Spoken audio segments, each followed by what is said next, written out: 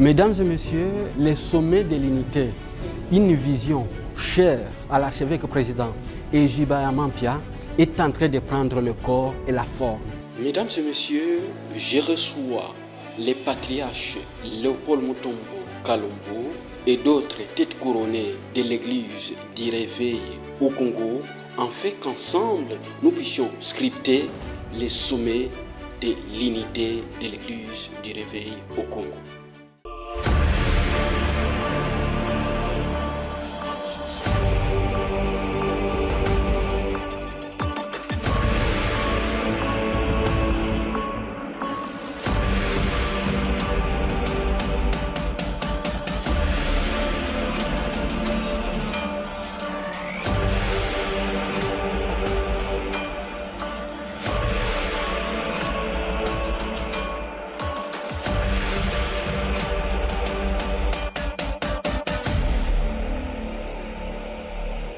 Bonjour Patriarche. Bonjour.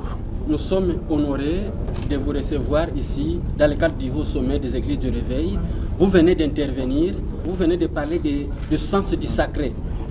Alors, qu'est-ce que, en regardant la façon dont l'événement est en train de se dérouler, selon la vision chère à l'archevêque président Ejiba Mampia, qu'est-ce que vous pouvez dire à l'Église Corps du Christ? Bon, je pense qu'il y a des fondamentaux qui font la force de l'Église. Quand on brise les fondamentaux, on n'existe plus en tant qu'Église. Okay. C'est pour cela que nous avons appuyé la démarche. Nous sommes venus parce que j'ai vu que c'était un sommet de l'unité et de la réconciliation. Et il y a beaucoup de choses qui doivent nous amener à cette unité.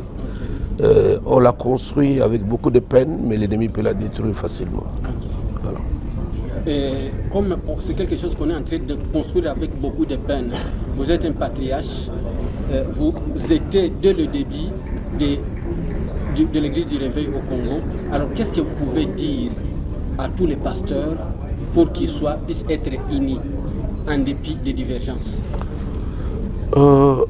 Indépendamment de la réalité historique que nous a fait qu'on accouche l'église du Réveil, j'ai toujours cru à l'église plurielle, église multiple.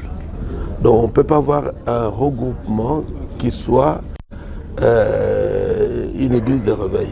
L'église de réveil est multiple. Hein? L'église qui nous a mis au monde et qui a fait qu'aujourd'hui nous avons donné de jeunesse à servir Dieu jusqu'à cet âge. Cette église-là est multiple. Et c'est ça aussi qui fait la force de l'église, c'est sa diversité, c'est sa multiplicité. Et si l'église peut avoir des soubassements qui permettent à sa force, au moyen des enseignements, des colloques, des séminaires, des symposiums, des pastorales, c'est très important. L'église est en manque sérieux de ce genre d'enseignement, ce qui fait que finalement on se rend compte comme si tout le monde est permis de faire tout le monde croit parler directement avec Dieu, et pourtant il y a un ordre sacerdotal, il y a un ordre évangélique, il y a un ordre onctionnel. Si on est enseigné, si on aime l'ordre dans l'église, si on aime la stabilité de cette église, on ne se comportera pas comme la femme qui a tué son propre enfant, qui vient influencer Salomon par des états d'âme pour que Salomon prenne aussi l'enfant qu'on coupe. On connaît la valeur de la vie, la valeur du salut, la valeur de l'église. C'est pour cela qu'on va la protéger. La paix, c'est quelque chose que vous désirez tant ardemment. Alors, nos frères à l'Est sont en train de souffrir par rapport au désordre qu'il y a, la guerre. Alors, en tant que patriarche, qu'est-ce que vous pouvez dire? Parce que nous sommes sûrs que si on arrive à avoir cette unité, ça peut être l'élan déclencheur. Et l'unité de l'Église du Réveil au Congo, de pair, même au niveau sur le plan politique, pour nos frères de l'Est. Dans le monde spirituel, l'Est ou le Septentrion a toujours été une zone spirituelle de bataille. Okay. Apocalypse nous parle, Ézéchiel nous parle, Ézéchiel 38-39 nous parle des armées du Septentrion. D'ailleurs, quand tu vois la configuration prophétique actuellement du monde, avec les deux blocs qui veulent s'affronter derrière Israël, vous allez comprendre le rôle et l'influence de la zone du Septentrion, de l'Est. Donc cette histoire de l'Est, de chez nous, c'est une histoire éminemment spirituelle parce que ça ne date pas d'aujourd'hui. Depuis l'indépendance. D'ailleurs, vous avez vu une fois, même le maréchal disait ce pays va rester uni, même s'il faut faire les accords avec les diables. Et il parlait de la guerre de l'Est, justement. C'est depuis 60 jusqu'à aujourd'hui. Donc, à un problème spirituel de ce genre-là, de ce niveau-là, cette dimension-là, il faut une réponse spirituelle, onctionnelle. Et ça, je pense que les pères ont un grand rôle à jouer. Peut-être ce n'est pas devant l'écran qu'on va en parler. Merci. Un mot par rapport à l'archevêque président, lui qui a été au four au moulin pour appeler les uns aux autres, en fait que le sommet d'unité que nous sommes en train de vivre aujourd'hui soit une réalité. Je crois que c'est une tâche ardue. Ce n'est pas au cours d'un sommet qu'on va créer tout qui amène à l'unité, mais c'est une base, une pierre qui vient d'être posée. Il faudra en ajouter d'autres pour reconstruire l'édifice de cette église que l'ennemi, depuis tout le temps jusqu'à l'heure où nous parlons, tente d'affaiblir et de faire écrouler. Mais les fondements solides restent debout. L'homme a un cœur grand. Je l'apprécie pour cela. Il est conciliateur, nous l'apprécions pour cela. Sinon, vous connaissez un peu la température qu'il y a parmi les serviteurs. Il ne peut pas rassembler autant de personnes s'il n'a pas un cœur de rassembler. Et là, il est même si les autres ne sont pas venus aujourd'hui, mais avec le temps, je sais que déjà un travail, les bases viennent déjà être posées, ça va évoluer. Nous sommes toujours au sommet de l'unité et là, nous allons recevoir une dame de distinction. Elle n'est pas à présenter, mais néanmoins, elle-même va se présenter. Bonjour, madame. Bonjour mon frère. Comment vous allez? Grâce à Dieu, nous nous portons bien. Vous pouvez vous présenter à ceux qui sont en train de nous suivre? Nous sommes couple Chaban. Oui. Pasteur Micheline Chaban et l'apôtre Mauvais Chaban qui est mon nom. Ok. Et voilà, je suis chance de l'Éternel. Oui. Voilà. Et vous avez répondu à l'invitation de l'archevêque président Ejiba Mampia pour les sommets de l'unité.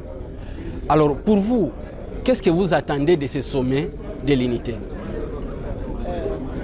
Je bénis le Seigneur pour ces temps que le Seigneur nous accorde pour ces grands sommets de l'unité. Ce que nous attendons personnellement, c'est une église unie. Une église unie. Une église unie, une église sans se combattre, une église forte. Une église forte. Surtout, le temps est arrivé pour que cette unité puisse avoir allié au sein de l'église. Alors, que direz-vous à ceux-là qui combattent cette unité et qui sont hésitants par rapport pour s'aligner à cette vision? Je pense que c'est question de temps. Question de temps. Personnellement, avant de refuser ou de négliger, de rejeter quelque chose, il faut d'abord comprendre sa vision, sa thématique. C'est ce qui peut nous aider. Je vais seulement les interpeller. Cette affaire de l'église nous concerne nous tous. Ok. Parce que nous, personnellement, nous sommes le fruit de l'église. Ok. On a commencé très petit avec l'église. Oui. Aujourd'hui, nous vieillissons. Et nous ne voulons pas laisser à nos enfants léguer aux générations futures une église divisée, séparée. Une église divisée. Et voilà. Et ça nous appelle de nous dépasser, Oui, oui. de nous dépasser de nos titres, de nos dénominations. Ok. Mais de mettre Jésus-Christ au centre. Parce que quand on combat l'église, ce n'est pas l'affaire d'une personne. Ce n'est pas affaire d'une personne. Non. Ok. Nous serons, quel que soit, même si tu refuses, ça va t'atteindre. Oui. C'est le temps de se mettre ensemble. C'est le temps de se mettre ensemble. Alors, que direz-vous à l'homme qui est au four au moulin, l'archevêque président? Je lui vois bouger, faire des mouvements, rencontrer les uns et les autres pour essayer d'arrondir les angles. Que direz-vous à l'archevêque président Ejiba Mampia? Je bénis notre très cher évêque président. Que son Dieu les bénisse. Donc, je suis petit, je ne peux pas le bénir. Oui. Que son Dieu les bénisse. Oui. Je loue les idées, les efforts qu'il est en train d'entreprendre pour cette grande vision de l'unité. Et je pense aussi que c'est un homme qu'il fallait. C'est un homme qu'il fallait. Qu'il fallait dans ce genre de période. Parce que nous, les autres qui emboîtaient les pas, même moi, je ne venais pas. Mais quand j'ai été informé, je me suis dit non. Ça, on ne reste pas. Nous allons nous tous vers l'unité. Ok. Merci beaucoup. Merci, que Dieu soit loué, que Dieu bénisse la RDC, Dieu bénisse notre Église, corps de Christ. Et un mot par rapport à tous les chantres pour cette activité? Oui, à tous les chantres, j'appelle ma famille, des adorateurs, de se rejoindre à nous. Car l'unité de l'Église, ce n'est pas seulement les pastorales, ça concerne même aussi les chantres, et surtout les chantres qui ont aussi des églises, de mordre à cette vision et de venir qu'on soit vraiment réellement unis, parce que l'église au Congo c'est une force et on ne peut pas nous voir comme si nous sommes rien et nous faisons rien, donc soyons ensemble. Soyons ensemble. Fait la force. Merci beaucoup. Bonjour Papa Chabani. Bonjour. Que direz-vous à la vision de l'archevêque président, le sommet de l'unité?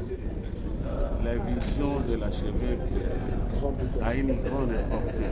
A une grande portée puisque c'est ce que l'Église attendait. C'est ce que tout le monde attendait à ce que nous soyons à l'unisson. C'est-à-dire que nos efforts soient unis pour atteindre le but qui s'appelle le corps de Christ. Alors, si cela n'est pas du tout réel et ce n'est pas concrétisé, ça risque de fragiliser le corps de Christ qui est l'Église. Ok. Et que direz-vous à l'archevêque président, lui qui est au Four au Moulin? Écoutez, l'archevêque président, c'est un visionnaire. Un visionnaire. C'est un leader. Un leader a une opinion. Un leader a une vision à atteindre. Nous devons le soutenir. Et ce que je lui confierais, c'est de ne pas abandonner l'acte qu'il vient de poser tout à l'heure. C'est-à-dire qu'il doit s'accrocher à cette vision et atteindre le but. Le but, c'est l'unité de l'Église. Ça va de soi puisque l'Église a besoin de cette unité. La fragilisation qui règne au sein de l'Église et surtout aux grands dirigeants de ce pays n'est pas du tout commode. Il serait bien qu'ils puissent conjuguer vers une même direction et arriver à un résultat escompté que les petits attendent. Merci beaucoup, Papa Chabani. C'est moi qui vous remercie. Bonjour, révérend Didier. Bonjour. Comment vous allez? Ça, grâce. Vous avez répondu à l'invitation de l'archevêque président Ejiba Mampia pour le sommet de l'unité. Alors, on voudrait savoir, qu'est-ce que vous attendez de ce sommet de l'unité? Ce que nous attendons de ce sommet, c'est que le corps de Christ soit vraiment corps de Christ. Parce qu'on parle du sommet de l'unité. Il y a plusieurs différences de grâce, mais nous formons un seul corps. Lorsque l'Église est unie, c'est une force et pour le pays et pour l'Église elle-même. Donc nous croyons que si ce sommet atteignait cet objectif, nous allons voir une autre dimension de la grâce, de l'action du Saint-Esprit et même de la bénédiction dans le pays, le développement et nos autorités seront confiants envers l'Église qui est unie, qui est forte. Merci beaucoup. Merci. Mesdames et messieurs, pour la concrétisation de la vision chère à l'archevêque président Ejiba Mampia, le sommet de l'unité, il y a un homme qui est à la manœuvre, c'est lui donc qui organise ce sommet. Et là, nous sommes à l'hôtel Hilton et nous voulons demander à la personne qui est en train d'organiser cette activité son point de vue.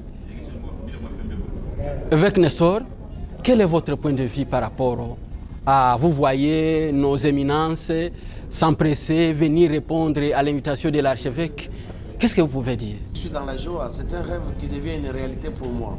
En tant que président de la commission ou le président de tout ce qui a été organisé. Oui. Aujourd'hui, c'est un grand jour. C'est le succès. C'est plein à craquer la salle. Les responsables, nous les pasteurs, les leaders de la ville, les pères et les autres, nous sommes là pour se parler en face, pour arranger nos différends, afin que l'Église marche. C'est une joie et je suis très ravi ce matin. En recevant nos éminences, les évêques, le pasteur, ils ont un souci. Cher président organisateur, ça ne puisse pas se limiter ici. Et ils veulent que ça soit, cette édition puisse passer, mais ils sentent en eux les besoins déjà de la seconde phase. Alors j'aimerais que vous puissiez les rassurer. Est-ce que ça va être continu ou bien? Ça va continuer. Tu sais, il y a un verset que j'aime beaucoup. La Bible dit qu'il est doux, Jérémie 33, il est doux et agréable. Okay. Il est beau et les frères demeurent ensemble. C'est fini pour nous. Ça a démarré et c'est pour de bon. Ça va continuer et nous allons partir. J'ai vu beaucoup de délégations, les gens qui sont venus de l'Europe et qui sont venus dans le Congo profond. En tout cas, tous ils sont mobilisés. Merci beaucoup, cher évêque Nestor, pour l'organisation. Oui, je ne dirais pas seulement que c'est le Congo. Oui. Les gens de Londres, Oui. les gens de Belgique. Oui. Il y a des gens de diaspora sont arrivés. Okay. Les 26 provinces sont représentées. Oui. Mais les 12, je vais te dire que ça sera terrible. Merci. Tu seras avec nous, tu vivras parce que c'est toi qui as les médias entre tes mains. Tu vas nous accompagner jusqu'au bout et Dieu va se glorifier. Tout ce qu'on a fait, c'est pour la gloire du Seigneur. Merci beaucoup. Bonjour prophète, vous avez répondu à cette invitation de l'archevêque président, le sommet de l'unité. Pouvez-vous vous présenter et donner votre point de vue quant à ça? Merci, je suis l'archevêque du christianisme authentique. Okay. Et donc je réponds à cette invitation vu son importance parce que c'est une conférence qui parle de l'unité. Vous savez, la Bible dit dans Actes 2, car on est demeurés ensemble. Ils étaient tous dans la fraction du bien, dans la communion fraternelle, dans les enseignements des apôtres. D'où la nécessité ou toute l'importance de notre présence dans cette conférence. Voilà. Merci beaucoup. Merci. Bonjour révérend. Bonjour. Nous sommes ici au sommet de l'unité. Vous venez d'écouter les pères parler. Alors, on voudrait savoir quel est votre point de vue et vous commencez d'abord par vous présenter. Moi, je m'appelle Serge Bukanga Wakunabo. Je suis pasteur, votre représentant légal de la communauté Cité de Paix. Okay. Je suis responsable de la plateforme ICEMAC. Okay. Nous encadrons les pasteurs. Ouais. Et nous sommes très ravis d'être ici. Nous avons suivi les premiers paliers de messages. Je suis flatté et j'ai aimé. D'abord, de par le titre, le sommet de l'unité. Ce qui fait qu'on nous amène tous à aller plus haut que de rester trop bas. Okay. C'est mieux de se rencontrer dans le sommet que de rester sur la terre. Okay. Alors c'est un appel à chacun de nous de monter dans son comportement, dans sa vie privée, pour que nous soyons tous au sommet des querelles, le sommet de ce qui nous divise. Voilà un peu ce qu'il faut comprendre. Alors la matinée ici, nous avons aimé parce qu'on nous a parlé de leadership. Le leadership et ses défis. J'ai beaucoup aimé l'intervention de l'évêque président qui nous a démontré comment un leader a ses défis et comment rencontrer ces défis. C'est la plus grande chose et le plus grand message que j'ai reçu le matin, qui est très intéressant. Bien entendu, les autres qui ont suivi, j'ai aimé dans tout ça parce que je comprends que tout tourne autour de l'amour et de la fraternité. Cette politique d'être frère, c'est ce qui peut faire de nous une église. Alors c'est pour cela que je soutiens cela. Si nous parvenons aussi pour lutter contre la conflit des générations, si nous pouvons tous savoir que ce que Jésus veut, c'est la génération des fils de Dieu, pas la génération des hommes. Alors donc nous tous nous serons des fils de Dieu, il y aura moins de problèmes. Bonjour révérend. Bonjour. Comment vous allez révérend? Non, ça va. Le nom c'est qui révérend? C'est l'évêque principal qui gouverne la province de Funa. La province de Funa. Et là, de l'RSC. Là, nous sommes à l'unité, au sommet de l'unité, une vision chère à l'archevêque président Ejiba Mampia qui se concrétise aujourd'hui. Alors, quel est votre point de vue à ce sommet, à l'initiative, et qu'est-ce que vous pouvez dire à l'archevêque et à l'église Corps du Christ? Non, ce que je peux dire, que, comme on a dit, là où il y a l'unité, il y a la maturité. On vivait tellement dispersé et on vivait sans confiance, on vivait sans l'esprit d'être ensemble. Et souvent, chacun prenait son chemin. Ça veut dire, l'Église, c'est une façon d'être ensemble. C'est pour cela que cette manifestation est tellement importante de la façon qui doit mettre tout le monde ensemble et nous serons forts. Ok, nous serons forts. Merci, révérend. Oh, merci beaucoup. Merci. Nous sommes au sommet de l'unité et nous avons ici le révérend Harry Papa. Bonjour. Bonjour. Comment vous allez? Je fais grâce, ça va bien. Et vous êtes ici pour vivre le sommet de l'unité, la vision chère à l'archevêque président Ejiba Mampia. Quelle est votre opinion par rapport à l'unité des pasteurs et par rapport à l'unité de l'église Corps du Christ? Je bénis le Seigneur pour cette initiative et je dis grand merci à l'évêque Ejiba pour cette initiative. Je pense qu'en tant qu'enfant de Dieu, en tant que serviteur de Dieu, il n'y a rien d'aussi important que l'unité. Ok. Et quand il s'agit de l'unité, on ne peut que répondre présent. Ok.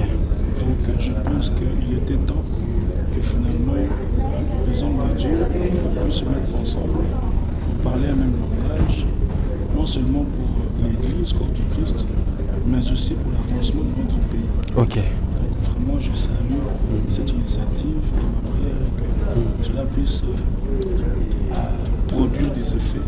Puisse produire des effets. Vraiment produire un fruit qui sera utile pour l'Église Corps du Christ, pour tous les enfants de Dieu, mais aussi pour notre pays, la RDC.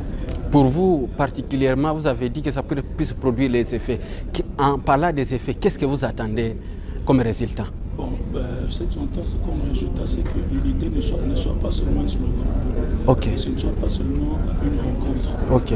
Mais que ce soit effectif. Effectif. Que l'on voit vraiment là dans la vie de tous les jours, dans l'exercice du ministère, Ok. qu'il y ait une certaine ouverture, Ok. une certaine sincérité, Oui. et que ce travail de l'unité puisse aussi être un modèle pour les autres structures du pays. Ok. Si l'Église est unie, ça peut aussi influencer les politiciens, les hommes d'affaires, les journalistes, les sportifs, etc.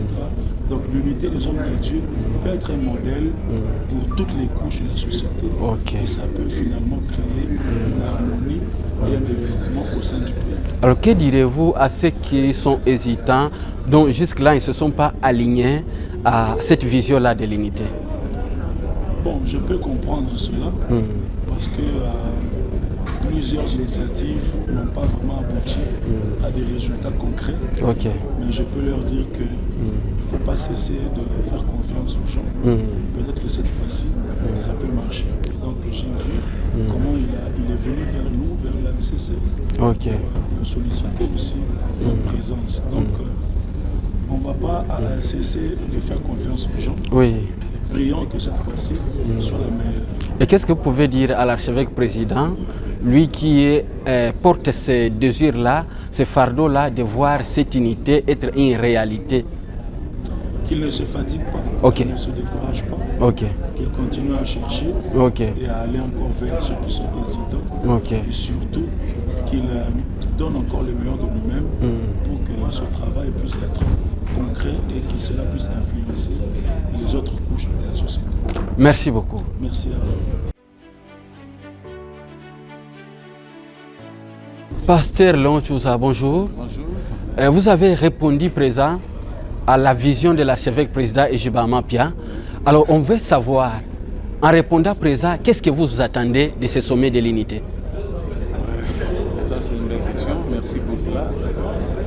Je crois que l'unité est l'objectif du royaume des cieux, parce que l'unité, le Christ lui-même nous a fait voir que le corps, pour être en bon fonctionnement, il faut qu'il y ait vraiment l'unité. Et cela est important. Moi, en répondant à cette invitation, d'abord je suis venu à double casquette en tant que pasteur déjà, et puis c'est vrai, mais je suis aussi venu dans la délégation des missions chrétiens du Congo, parce que je suis le secrétaire général de l'AMCC. Alors, nous répondons à cela parce que nous pensons qu'il y a longtemps que de tels sommets pouvaient déjà être convoqués. Alors, quand nous pensons déjà avoir de telles initiatives, nous pensons que la conscience est en train de renaître.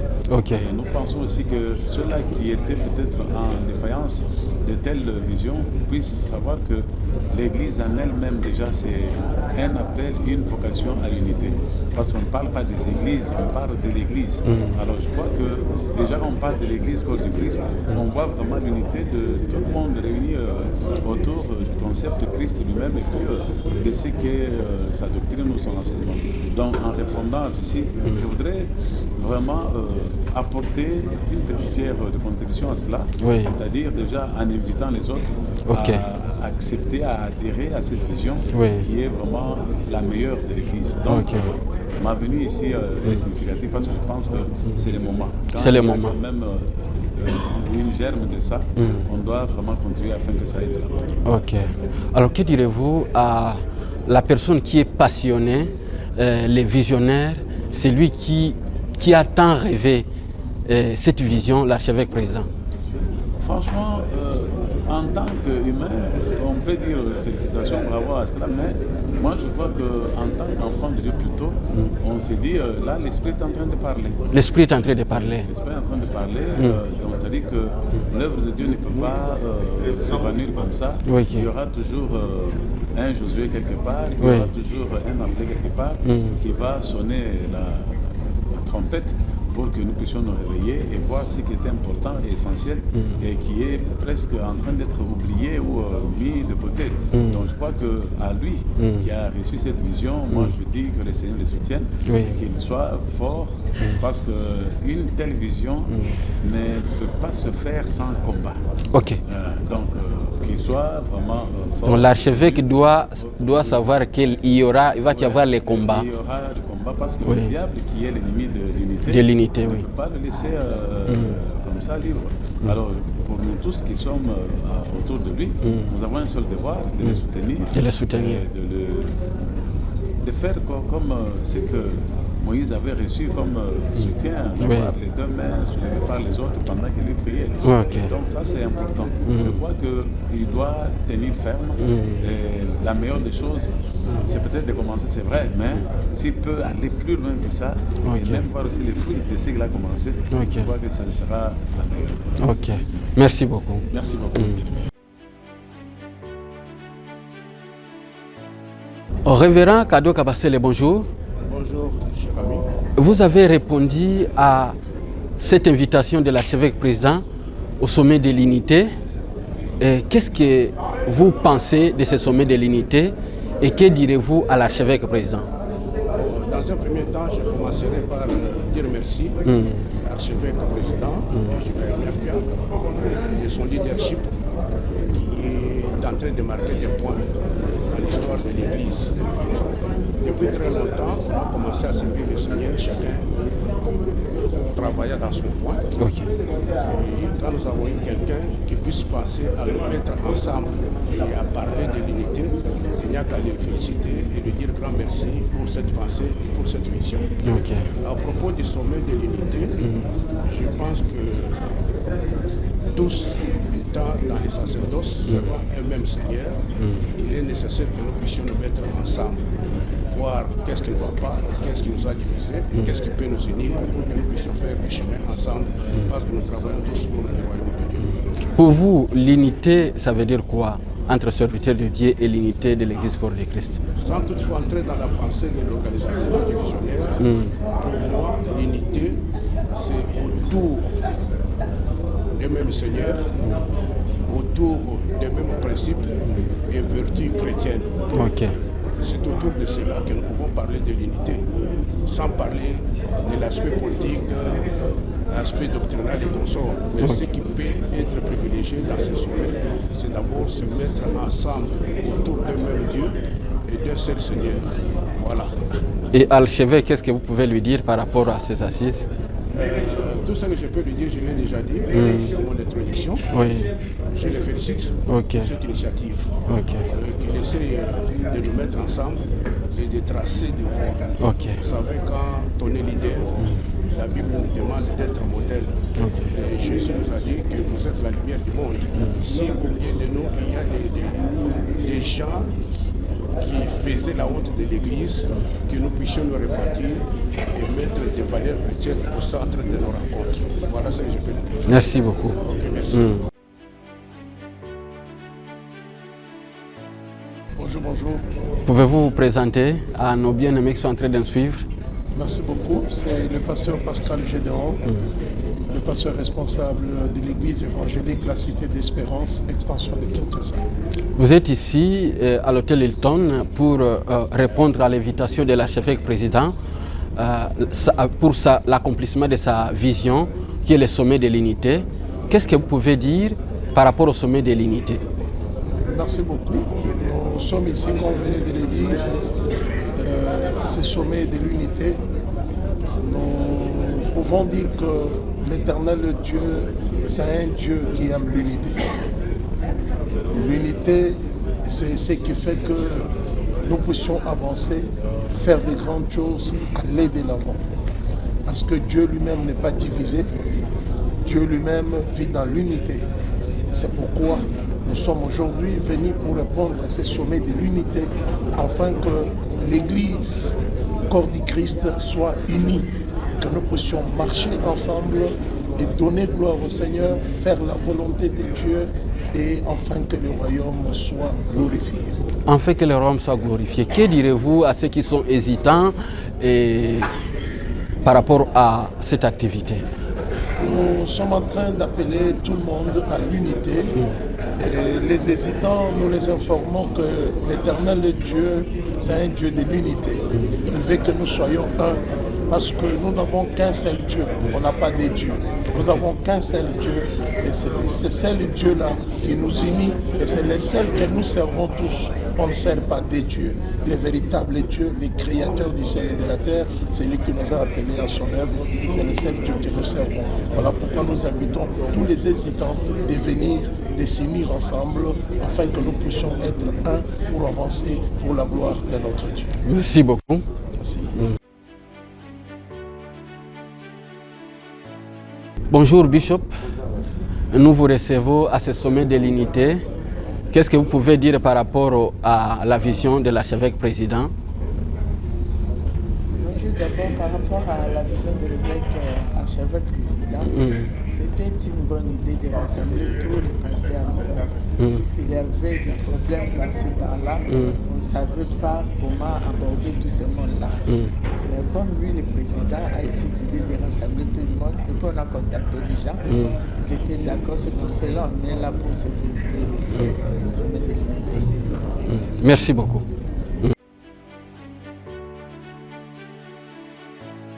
Bonjour, comment vous allez?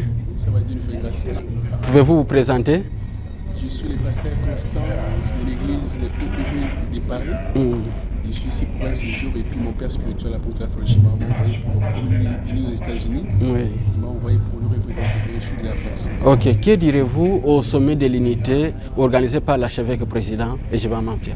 Je suis très content. Parce que nous, de l'extérieur, les hommes de l'unison, les pasteurs connus de l'extérieur, nous sommes plus considérés ou ne pas considérés à ce qui se passe ici à RDC.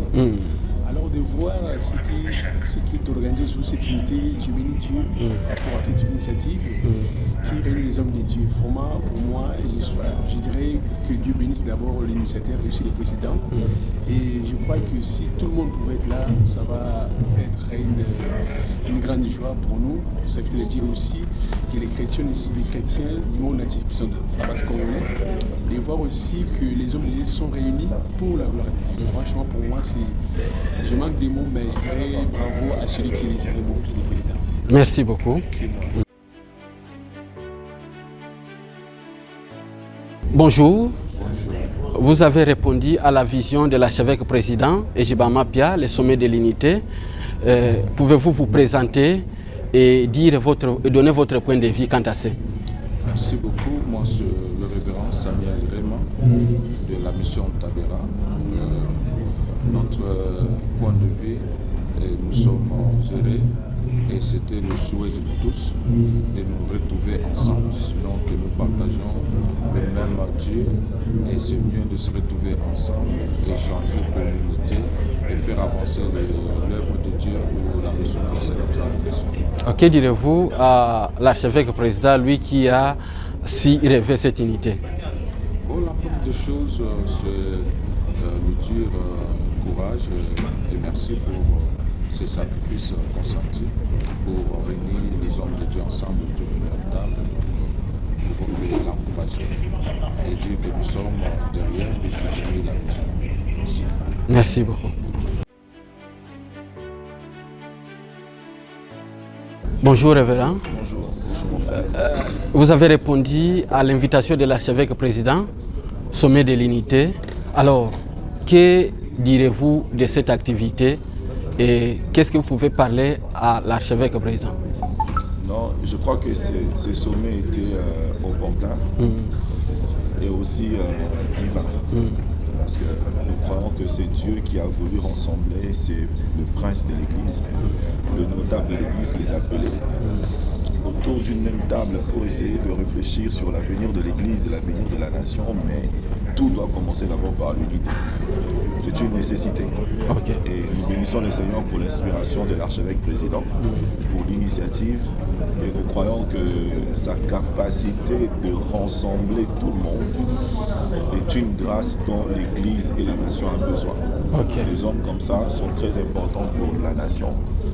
Et cette capacité de rassembler les autres, parler de l'unité, parler de l'amour, mais aussi essayer de converger la vision, les différentes visions pour l'avenir de l'Église et l'avenir de la nation. Merci beaucoup. Merci beaucoup. Bonjour évêque. Bonjour. Vous êtes présent à ce sommet de l'unité. Pouvez-vous vous présenter et donner votre point de vue par rapport au sommet de l'unité, une vision chère de l'archevêque président Ejiba Mapia? Oui, moi c'est l'évêque Gabriel Zolo, de la Grande Orientale. Mes impressions sont les impressions d'abord de joie. J'ai été ému de voir que le nouveau archevêque, je cite Ejiba Mapia, un leadership de pacificateur, un rassembleur. Un homme de grande vision. Il sait unir les gens. Parce qu'il y a quelques années, les esprits étaient par-ci, par-là, par cette initiative qu'il a prônée, à essayer de mettre tout le monde ensemble. Aujourd'hui, vous voyez, il y a beaucoup des hommes de Dieu qui viennent de partout.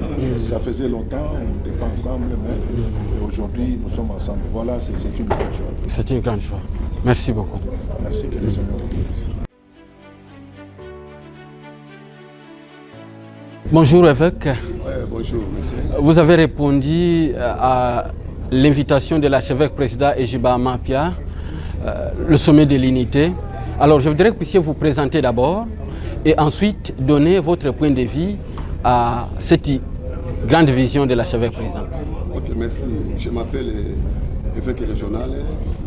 Son éminence Timothée Katam, de la région ecclésiastique Nord Kivu. Et je suis le président provincial dans la province du Nord Kivu, à Goma. Nous sommes venus ici par rapport à l'appel de l'archevêque président Ejiba Mapia au sommet de l'unité. Et nous sommes venus pour l'unité de l'Église. Qu'attendez-vous de l'unité de l'Église? L'unité de l'Église, nous devons être toujours dans l'unité. Et quand on dit l'unité, il faut aussi que les uns et les autres savent qu'il y a toujours d'abord la répandance. Parce que quand on dit de l'unité, il y avait des problèmes, des difficultés entre les humains. Et quand l'archevêque président Jibaya Mapia, mon supérieur, nous a invités, c'est pour que l'unité revienne à l'église, le corps du Christ. Ok, sasa pona watoto wa Goma ambao wamegutuma hapa, unaweza sema nini juu ya kanisa ya Goma hapa kusomea de l'unité? Ok, juu ya watoto ya Goma nitawaambia kama mimi askofu Timothée Katambwe, president wenu regional ya province ya Nord Kivu. Tuko hapa mtandao ya Kinshasa, tulikuwa juu ya some ya unité ya umoja. Nitaniambia kwamba na nini pia katika province yetu na kila mswahilifone wote, binganafone wote na mtumishi wote ya kwamba tuungane juu Bible nasema ku Déchronique chapitre 20, confiez-vous à l'Éternel votre Dieu, vous serez fermi à ses serviteurs que vous laisserez. Wakati tunakia juu ya unité pour que turesire na nchi yetu iendelee mbele. Asante, tuna furaha ya kupokea hapa Kinshasa kusomea unité, mambo ambao inaoandoa na archevêque président Jibaya Mapia. Wa Gomatrasie wote tunasema jambo pia, asante kwa kutuma askofu hapa. Asante sana, Mungu akubariki na Mungu abariki nchi yetu ya Kongo, abariki chef de l'État, abariki première dame, abariki madame la première ministre, abariki wa député, askari yote. Tunajua kama tuko hapa juu ya unité na tunalomba ile unité iendelee katika nchi yetu. Juu nchi imekuwa na vipindi ya vita, shida imekuwa sana, surtout mu province yangu ya Nord Kivu, vita imekuwa kali sana na tatizo ya mingi sana. Pamoja na Mungu tutaweza ile vita katika jina la Yesu Kristo. Pamoja na Mungu tutaweza. Ile ni neno la eveke ambao amekuja hapa, anatoka jimbo ya Kivu, amekuja hapa kusomea de l'unité. Asante. Asante sana. Mungu akubariki.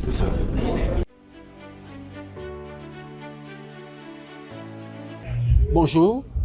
Comment vous allez? Très bien. Vous avez répondu présent à l'invitation de l'archevêque président au sommet de l'unité. Alors, pouvez-vous vous présenter et donner votre point de vue par rapport à ce sommet de l'unité? Oui, nous bénissons le Seigneur pour ce jour. Nous venons du Congo central. Je suis l'évêque Giovanni Touba Konditi. Je suis le régional du Congo central.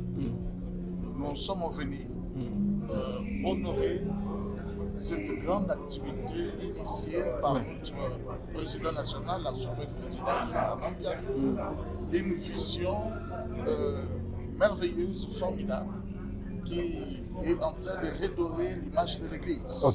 Vous savez que nous venons d'un pétrin où les hommes de Dieu étaient chacun dans son coin. Mais avec l'avènement de son éminence archevêque Jibaya, le souci qu'il compte est de mettre tout le monde ensemble. Parler le même langage. Même si chacun peut évoluer dans sa communauté, mais que nous soyons un peuple de Dieu dans ce pays. Capable de manger ensemble, de vivre ensemble, sans être dans des conflits perpétuels. C'est justement dans ces soucis-là que cette activité se tient. Voilà pourquoi nous venons du Congo central avec une forte délégation pour représenter notre région. Merci beaucoup. Bonjour Révérend Dinabantou. Bonjour. Vous avez répondu à l'invitation de l'archevêque président Jibaya Mapia au sommet de l'unité. Alors on voudrait savoir qu'est-ce que vous attendez de ce sommet et qu'est-ce que vous pouvez dire à l'archevêque président Jibaya Mapia? Oui, d'abord, je remercie l'archevêque de cette grande vision. En tant qu'Église, on ne peut pas être sans savoir que l'unité, c'est l'une des valeurs qui devrait caractériser l'Église de manière générale. Comme on a toujours dit, lorsque vous êtes ensemble, vous devenez encore fort. Aucun membre du corps ne peut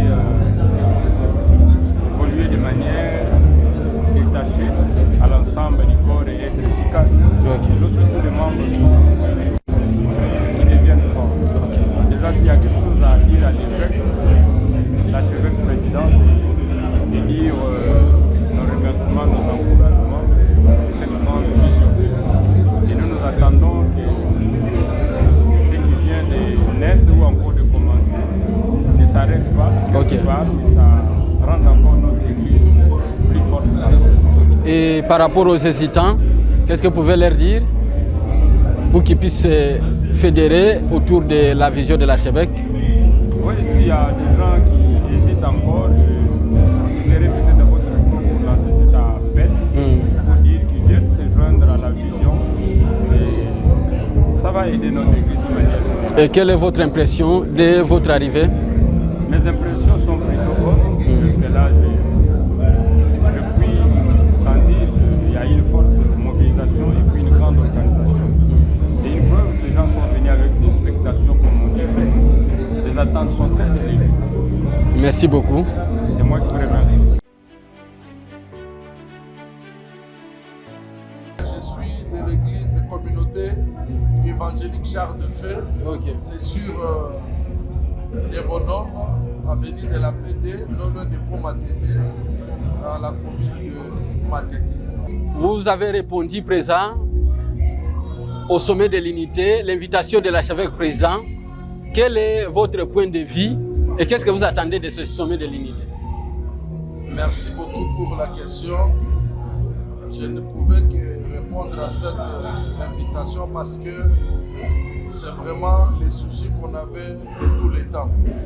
Et voir que l'archevêque Jiba Amampia a eu cette initiative, nous sommes venus vraiment encourager et en même temps inviter d'autres qui sont encore en train d'hésiter de se joindre à nous.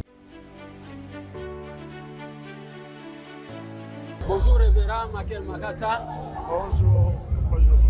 Nous sommes en plein sommet de l'unité. Selon la vision chère à l'archevêque président Jiba Amampia, et là vous êtes là pour représenter le révérend Espérance Mbakadi en écoutant nos éminences parler par rapport à l'unité des serviteurs de Dieu et l'unité de l'Église, corps du Christ.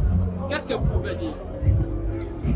D'abord, je rends grâce à Dieu pour cette organisation, pour cette initiative, parce qu'effectivement l'Église du Congo était déchirée. Et puis je dis merci d'abord à mon père spirituel, l'évêque Espérance Mbakadi, le surintendant représentant légal de la communauté de Manguébou que j'ai dû représenter. L'unité, c'est la force de l'Église. Vous voyez, je rends grâce aussi à Dieu pour l'initiative de l'archevêque Jiba Amampia en écoutant des interventions et les actes qui ont été posés, en l'occurrence. Je disais, j'ai vu des hommes de Dieu s'embrasser, se pardonner, et les messages des différents intervenants étaient bénéfiques, tellement bénéfiques. Alors, vous allez vous en rendre compte que l'unité, c'est tout autour des hommes de Dieu, et c'est ce qui va entraîner spirituellement pour que les pays aillent de l'avant. Je vous donne un exemple, que si spirituellement, les pays n'est pas béni, et le reste, on peut avoir nos richesses, on peut avoir tout ce qui est dans notre pays. C'est comme Élie qui avait fermé les ciels. Si le ciel est fermé, rien ne pourra se passer. Je bénis le Seigneur pour tout ce qui vient de se passer et toutes les interventions ont fait en sorte pour que les générations anciennes et présentes puissent s'unir comme il se doit. Je crois que c'est un pas pour que notre nation aille de l'avant à cause de l'unité des hommes de Dieu. Merci.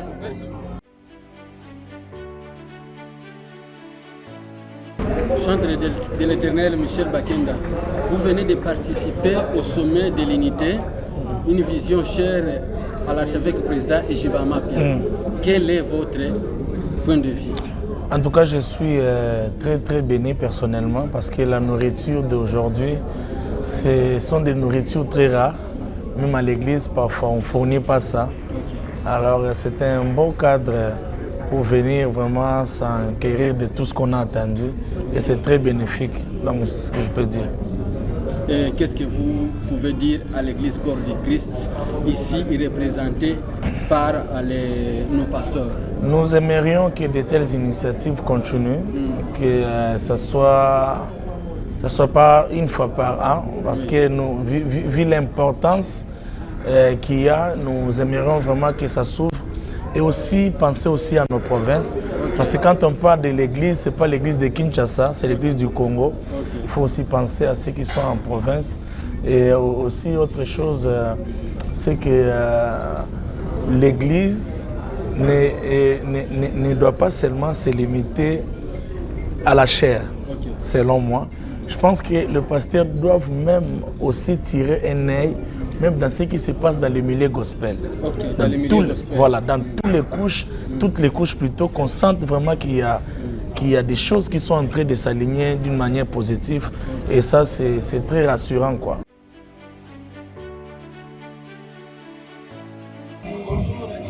Bonjour, mon bien-aimé frère. Vous venez de participer au sommet de l'unité. Une vision sera à l'archevêque président Ghiba Mampia. On voudrait savoir, en écoutant nos éminences, nos archevêques et nos évêques marteler sur la paix entre les pasteurs et entre l'Église corps du Christ, qu'est-ce que vous avez retenu? Je bénis Dieu pour cette initiative. Vous devez savoir que l'Église du Réveil du Congo, ou bien ceux qui sortent de cette Église, sont les pionniers de l'évangélisation dans le monde francophone. Moi, j'évolue particulièrement en France. En ce moment, je suis en mission ici au Congo. Dans tous les pays francophones et d'autres pays anglophones, nous voyons l'impact du réveil dans ces pays-là. Ces réveils ont été conduits par les pasteurs originaires de la République démocratique du Congo. Mais avec le temps, nous remarquons que d'autres communautés, leurs églises ou bien leurs organisations avancent mieux que les organisations ou bien les églises d'origine congolaise. C'est qu'il y avait un grand problème, pas seulement à l'extérieur du pays, mais surtout ici dans le pays, c'est ce manque d'unité. Nous avons les meilleurs prédicateurs, des hommes qui sont remplis de connaissances, de puissance et de grâce, mais ce manque d'unité nous a empêchés d'être efficaces dans l'œuvre de Dieu et d'avoir l'impact qu'il faut dans le monde, dans le corps de Christ et surtout pour faire avancer l'œuvre de Dieu comme il se devrait. Je suis content pour ce qui vient de se faire. Je suis rempli d'espoir parce que je vois que ce n'est pas une unité de parole simplement, d'organisation, mais une unité de cœur et de pensée qui est en train de reprendre place au sein du corps de Christ et de l'Église du Réveil du Congo. Je bénis Dieu pour cela. Votre nom et l'église que vous représentez ici? Je suis le docteur Samuel El Wabantou. Je suis le pasteur de l'église La Maison du Roi, Centre de Sagesse. Je suis le pasteur principal, dont l'église principale est en France. Nous sommes en train d'étendre, de mettre une extension ici à Kinshasa. Là, nous sommes à l'hôtel Hilton et les pères sont réunis pour traiter les dossiers de l'unité des pasteurs et l'unité de l'Église corps du Christ. Nous sommes ici parce que l'unité chère à l'archevêque président va se concrétiser. Et c'est pourquoi, ensemble, nous allons entrer dans cette salle. Nos pères sont réunis en ces lieux pour pouvoir parler de l'unité de l'Église du Réveil au Congo et de serviteurs. Alors, pour savoir comment élaguer les malentendus entre les pasteurs, pour savoir comment unir les gens en dépit de leur diversité, bien aimé, l'archevêque président est là. Nous parlons que l'unité, c'est un signe de maturité. Il y a des moments où j'ai suivi quelqu'un qui donnait un témoignage en disant que son père lui disait que tu connaîtras ce que c'est qu'un père quand toi tu seras aussi père. Ainsi dit, quand tu réalises que le leader est appelé à travailler parfois, même avec des personnes difficiles, tu sauras ce que les gens appellent dans les relations interpersonnelles, comment tu peux te comporter avec ces gens-là. Et parfois même, il y a certaines personnes dites difficiles, non pas parce qu'ils veulent être difficiles, mais juste parce que peut-être ils ont besoin de la reconnaissance de ce qu'ils font. L'homme a toujours besoin d'être reconnu. C'est ainsi qu'il y a des gens qui me mettent même même parfois des principes en disant j'irai là où je serai reconnu. Là où je ne suis pas reconnu, je préfère n'y pas aller. Et cela a été une partie aussi qui a fait que parfois les gens se divisent parce qu'on ne me reconnaît pas, on ne connaît pas ma valeur, on ne pense pas que je représente quelque chose. C'est un défi à relever pour chacun de nous en tant que leader, de savoir toujours récompenser. Récompense n'est pas seulement quand vous aurez donné des millions à quelqu'un, mais juste parfois les paroles positives que vous auriez prononcées à l'endroit de cette personne pour encourager ce qu'il fait. Nous étions dans une réunion, alors quand je parlais de mes collaborateurs à l'église du Réveil du Congo, il me dit, archevêque, sache que tu n'es pas seul, nous sommes avec toi. En tout cas, juste cette parole-là, ça m'a fait beaucoup de bien.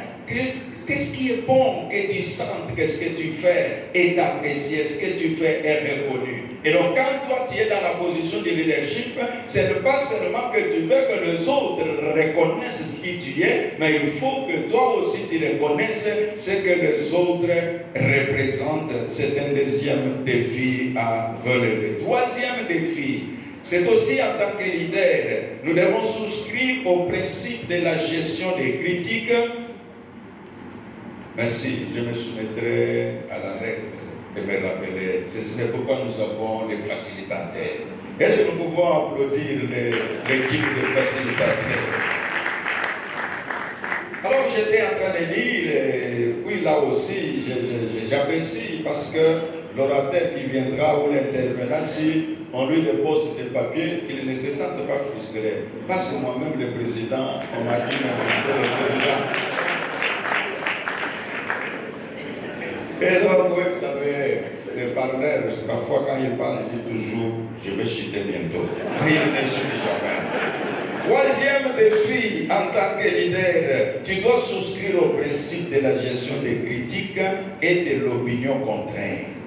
Et les critiques constructives peuvent aider à t'évaluer et améliorer ta façon de faire les choses.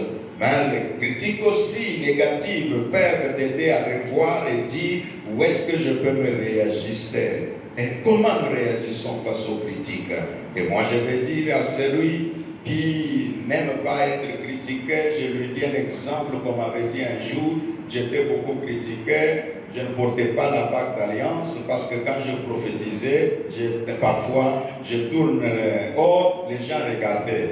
Alors, et après on dit, et Dieu a toujours vu comment il fait, s'il touche sa bague, vous verrez qu'il va donner une parole de connaissance. Alors avec ça, j'ai enlevé ma bague d'alliance. Et maintenant, en évoluant, j'ai trouvé non, ça n'a rien à voir. Et j'étais conscient. Donc j'ai dit, bon Seigneur, aide-moi quand je vais donner prochainement la parole de connaissance, que je ne touche pas la bague, mais quand même que je donne ma parole de connaissance. Toutes les critiques ne sont pas que mauvaises, ça nous aide aussi parfois à nous équilibrer. C'est pourquoi je parlais des critiques, que le leader doit être capable de gérer les critiques et ne pas trouver toujours que c'est pour te démolir, parfois c'est pour te construire. Et un homme me dira, si tu ne veux pas être critiqué, ne fais rien. Mais si tu fais quelque chose, les gens te critiqueront toujours. Voilà un peu le troisième défi. Le quatrième défi, en tant que leader, tu dois prendre en compte les intérêts majeurs et de l'institution et des hommes et des femmes qui forment cette institution. Parfois, les gens sont frustrés parce qu'ils sentent que leurs intérêts ne sont pas pris en compte. Et vous savez, dans mon kili,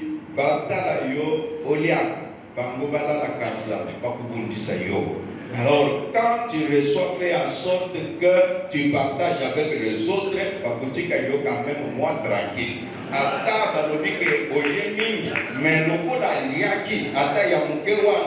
tout cas, la loi de la nature parlera en ta faveur. Les pasteurs sont ici, ils sont en train de traiter le problème des divisions.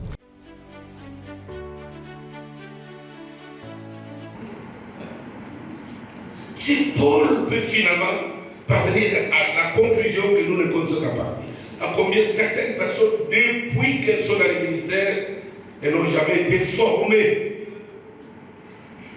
La formation classique là, comment on commence ces ministères? Rien. Lui, il a cru que les ministères, c'est le côté prédicationnel. Le côté prédicationnel n'est qu'une partie, une des parties du ministère. Il y a d'autres parties du ministère qui font le ministre. Et ça ne va pas. C'est comme un soldat qui on a pris juste à tirer. Mais pourquoi il y a des hautes études militaires, hautes études de stratégie? Pourquoi il y en a? Parce qu'il faut que l'intelligence, dans notre cas, l'intelligence renouvelée, anime les serviteurs. Les pères ont la responsabilité de nous montrer où sont les interdits. Tu peux toucher à tout. Mais si tu touches à cela, tu te brûles les ailes. Pourquoi aujourd'hui les serviteurs se combattent? C'est parce qu'ils ne savent pas qu'il y a des interdits. Nous avons beau être nés ensemble, commencer les ministères ensemble, mes frères et sœurs, le moment arrivera où Dieu fera que l'un de nous entre dans les chars, les chevaux et les feux et il laisse les autres. Il se démarque. Et dès que vous le voyez, même dans le quartier, même dans l'histoire, il faut avoir le fair play de reconnaître. Mon frère, nous avons mangé ensemble, nous avons prié ensemble, nous avons commencé à faire du porte-à-porte ensemble. Mais là, je sens qu'il est en train de prendre la vitesse du mur du son. Il faut l'approcher. Mon frère, quel est ton secret? Nicodème a vu Jésus opérer. Moi, j'aime la sagesse de Nicodème. Il a dit au Seigneur, ici à Jérusalem, nous avons assisté à des opérations incroyables.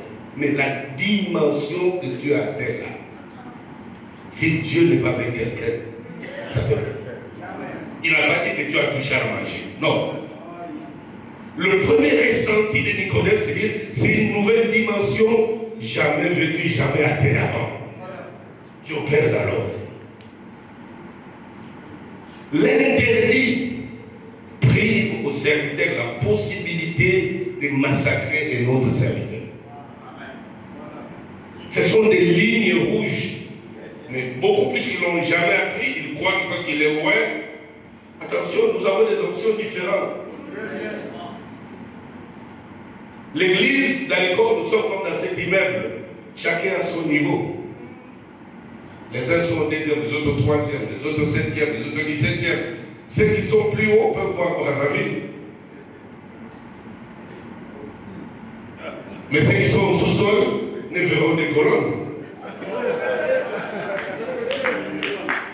Et la Bible te dit qu'il y a diversité d'opérations, diversité des ministères, diversité de dons, diversité de grâces. Et cette diversité est encore réelle aujourd'hui. Parmi les hommes et les femmes qui sont ici, le Seigneur a pétri en vous des dons et des grâces. Maintenant, les pères ont le rôle de gérer. C'est un peu comme un coach qui a dans son équipe beaucoup de stars. Il doit gérer leurs égos pour qu'ils ne détruisent pas leur carrière. Enfin, les pères méritent les honneurs. Le Seigneur dit dans Malachie, si je suis père, où est l'honneur? C'est bien de nous appeler des amis, merci. Mais où est l'honneur? Tu ne peux pas arrêter d'honorer un père parce que tu as appris qu'il a commis des bêtises. Tu sais pas si c'est un père. Nos pères biologiques, s'il vous plaît, ils ont eu même des enfants en dehors du mariage. Nous avons refusé de les honorer pour autant. Les pères, ça reste un père. Oui. Ça reste un père. Mon père a eu 3 enfants, mais personne sonner les salles. À l'époque, aujourd'hui, avec les réseaux sociaux, à l'époque, c'était du tabou. Le père, c'est les sacrés. Quand il vient au salon, il dit seulement, il n'a pas cité le nom, tout le monde debout.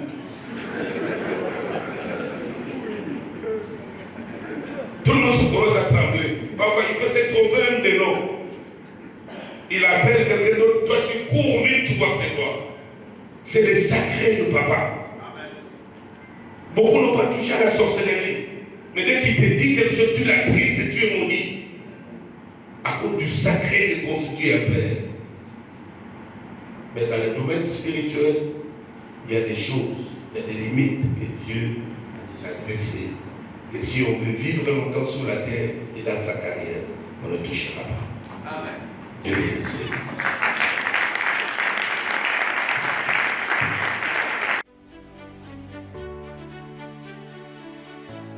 Vous ne pouvez pas vous rendre compte.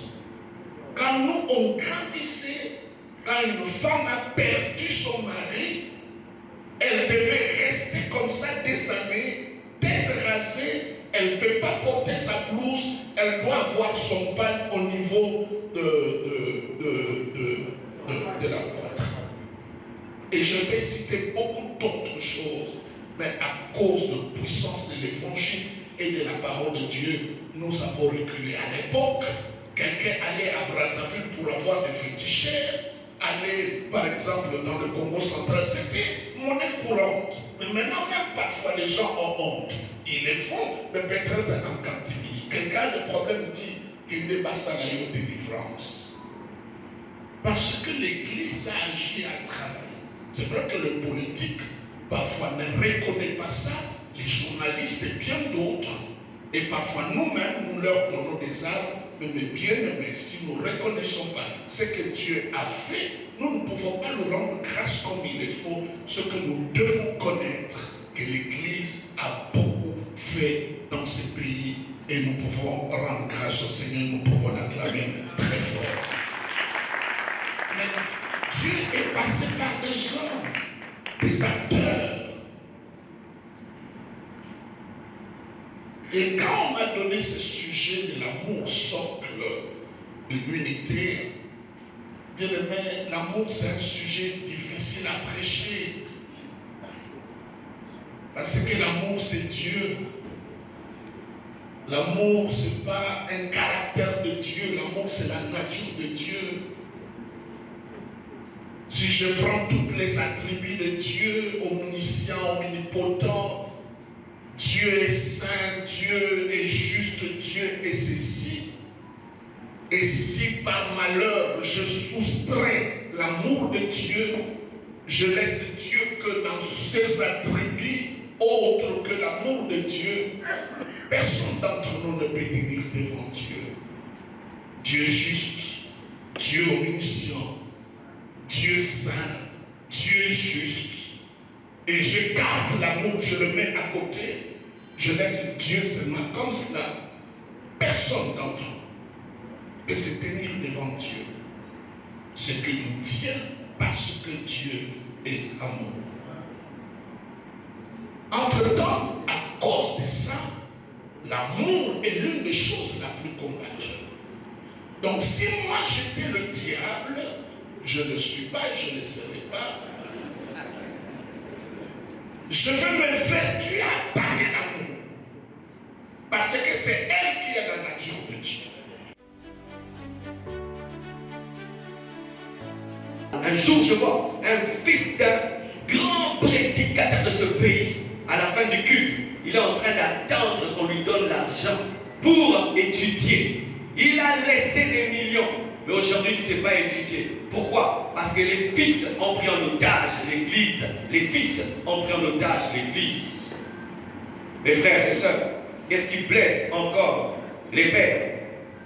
C'est le mauvais comportement des fils à l'égard de la vision, de l'histoire et de la famille du père spirituel. Le père spirituel meurt, il te laisse l'église, tu effaces les traces, comme si c'est toi qui as commencé l'église. Tu changes la vision, tu changes la doctrine, comme si c'est toi qui as commencé. Même une seule photo d'unité à quelque part, il n'y en a plus. Même parler. Oh, j'étais dans une église et j'ai beaucoup aimé. J'ai prêché dans cette église et j'ai vu. Ce pasteur a construit l'église, mais il y avait une salle. Il avait donné à cette salle le nom de son pasteur.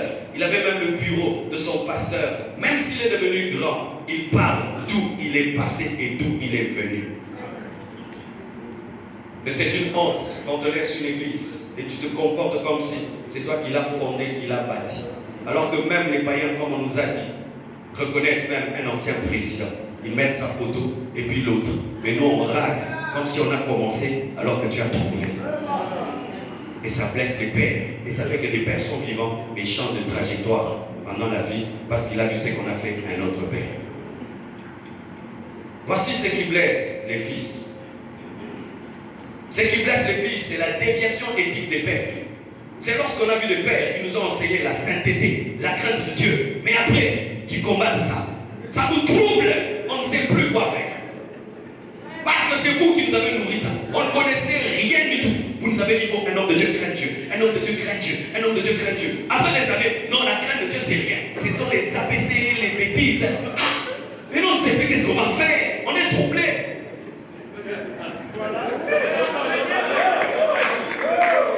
Les changements doctrinaux des pères troublent les fils. Les changements doctrinaux des pères troublent les fils. C'est comme si tu bâtis une maison, tu mets une fondation, après des années tu dis non, ce n'est plus la fondation. Donc il faut tout casser et tout recommencer alors que nous avons fait des fils avec vos enseignements. Nos fils, nous les avons nourris avec les enseignements que vous avez donnés. Maintenant quand vous changez, on ne sait plus tout recommencer, on est perdu. Le manque de modèle dans les pères blesse les fils. Parce que les fils ne cherchent pas dans les pères que des grands prédicateurs, des grands hommes des miracles et des prodiges, mais des hommes saints, des hommes purs, des bons maris, des bons pères, des bons frères en Christ. Ce qui blesse les fils, c'est la stagnation des pères dans leur marche et dans leur ministère. Parce que si une grande voiture connaît une panne devant, ça crée un embouteillage. Et certains embouteillages sont causés par un père qui ne prie plus, un père qui ne craint plus Dieu, un père qui abandonne le chemin. Maintenant, ça crée un embouteillage. Maintenant, vous ne savez pas. Maintenant, on va le respecter comment, on va l'honorer comment, ça nous crée maintenant des complications dans la tête.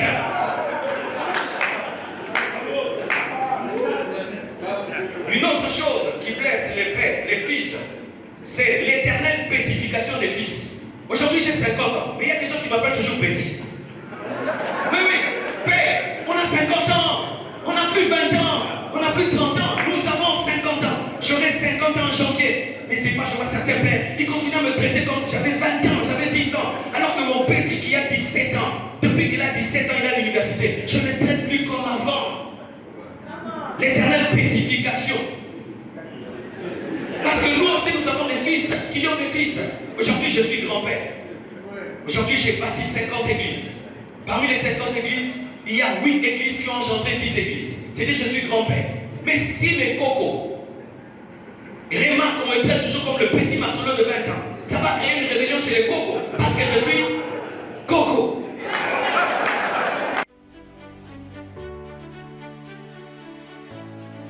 Il faut que notre Église sache que Dieu que nous servons est encore le même hier aujourd'hui pour faire des choses étranges au milieu de nous. Qu'est-ce qu'il n'a pas subi, lui, avec tout ce que nous voyons comme étrange dans l'exercice de son ministère? Vous connaissez tout ce qui se passe à travers le ministère de l'apôtre Léopold. Mais c'est des prédications. Des gens qui croient au miracle, mais qui s'attaquent à ça. Des gens qui croient au réveil, au charisme, qui s'attaquent à ça. Moi-même, qu'est-ce que je n'ai pas subi en prêchant l'onction? Ça nous a fragilisés. Tout le monde ne peut pas prêcher. Moi, un jour, on m'a demandé d'aller prêcher sur le retour de Jésus dans une assemblée, dans une conférence. J'ai dit au pasteur, je connais quelqu'un qui parle mieux de ça. Moi, j'ai une notion générale du retour, mais je connais quelqu'un qui parle avec précision sur le retour de Jésus. Je vais vous le recommander. Ça ne me diminue pas, ça ne m'a pas tué. Je reste avec 15 ans. Donc, le vrai problème, c'est que nous voulons tout faire, tout prêcher, être généraliste. Même les médecins ici au monde, vous avez des problèmes d'oreille, on vous dit le médecin généraliste qui vous reçoit, il dit je vous envoie le spécialiste de l'oreille, vous avez le problème des jambes. Donc ils se respectent, mais chez nous, c'est difficile de dire bon, dans ces domaines-là, je peux te recommander dans l'église de tel, dans le ministère de tel, parce qu'il a telle grâce. C'est ce qui fait la force des Américains, des anglophones, c'est ce respect mutuel des grâces. Je voudrais appeler à tous nos frères et sœurs de notre Église, ce respect mutuel, à l'esprit de complémentarité, à ce qu'on s'accepte.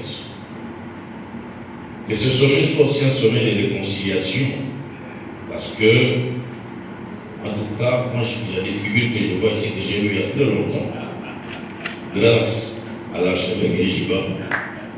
Nous voyons, je vous l'ai dit, par exemple, le pasteur Moussité, qui est mon grand frère à Bethel. Et ne comprenez pas comment l'enfant d'un disciple peut devenir disciple. Malheureusement, elle s'était trompée d'entreprise. Elle se croyait toujours dans cette pécherie-là initiale. Elle avait oublié que nous sommes dans une entreprise où il n'y a qu'un seul chef, Jésus-Christ le maître des gars. Et c'est ça le vrai problème aujourd'hui, avec ce qu'il y a comme lutte de position. Je veux qu'on me voie, je veux qu'on m'entende. Après qu'on vous ait vu, après que vous ayez entendu la chose.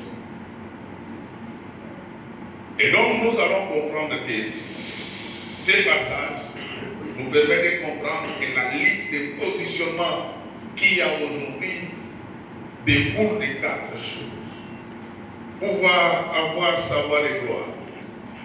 Donc, ceux qui sont ici des familles aisées, ceux qui ont étudié à Sorbonne, ceux qui sont ici des milliers de diplômés, même quand ils viennent dans les secteurs, ne savent pas que nous entrons dans une famille où tout ce qui avait été créé doit être recréé. Parce que ce qui compte devant Dieu, c'est pas ce que nous avons été. Notre Dieu compte sur la nouvelle naissance. Et lorsque nous entrons dans cette famille-là, il n'y a qu'un seul chef. Lui-même, les grands frères, le Père, Jésus-Christ, le Maître des gars. Et donc nous avons compris que s'il y a aujourd'hui cette lutte de positionnement, il y a un vrai problème de prérequis. Il y a des gens qui pensent que comme ils étaient grands dans le monde, comme ils étaient grands dans les familles, quand ils entrent dans l'église, ils doivent être impérativement non. Nous travaillons dans une société où Dieu sait de recrute et classe les gens selon leurs compétences spirituelles. C'est ainsi que le Seigneur Jésus-Christ va regarder Salomé et va lui dire, je sais qui vous êtes, mais malheureusement, ce que vous demandez, ça ne dépend pas de Dieu. Et donc, les jours où nous allons tous comprendre que pour être, pour avoir, tout dépend de ce que Dieu veut faire de nous. Parce qu'en tant que pasteur, en tant que chrétien, nous ne devons pas seulement être, mais nous devons également avoir pour partager. Mais tout ça, ça dépend de Dieu. Donc, les jours où nous allons comprendre que ce que nous sommes, ce que nous serons dépend de Dieu, il n'y aura plus de querelles, il n'y aura plus de trous, il n'y aura plus. Vous savez, moi je mène ma vie, j'essaie dans ma vie, je le dis à mes enfants chaque jour, je ne me compare à personne. Je fais ma propre course. Dans cette course-là, comme je suis seul, je suis à la fois premier et dernier. Si tu veux éviter cette ligne de positionnement, parce que je dois répondre aux professions de frère, considère que tu es seul, tu mènes ta vie seul. Et je vais vous surprendre, moi tel que je suis là, je n'ai ni compte Facebook, ni compte Twitter, je ne suis pas des chaînes de télévision congolaises, donc je suis dans mon monde à moi.